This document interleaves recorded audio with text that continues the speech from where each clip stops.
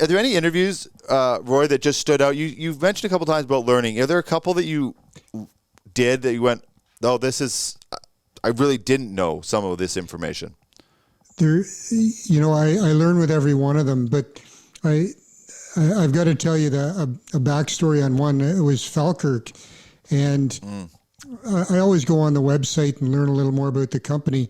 And the name Falkerk's very interesting. It's the ancestral home of one of the partners of the company, but also it's noted for being an important battle of Scottish independence. The Falkerk wheel was named after it, and the wheel was based on Archimedes' principle. There's a whole, what I thought was an interesting story behind it. Before the interview, I talked to the guests and Christy and Ellen, and I said, I'm going to ask you about your background, and then I want to talk about the origins of the name of your company, because I think it's really interesting. And they said, oh, we don't know anything about that.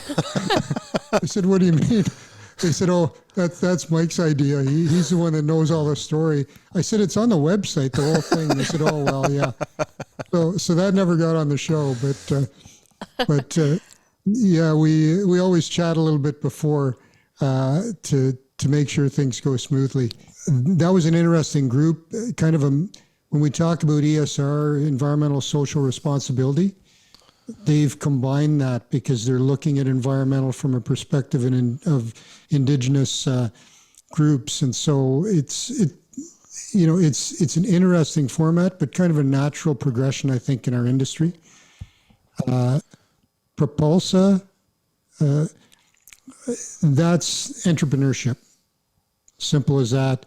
And they talked about an innovative idea. They're cleaning filters without replacing them, and they're doing it with sound waves.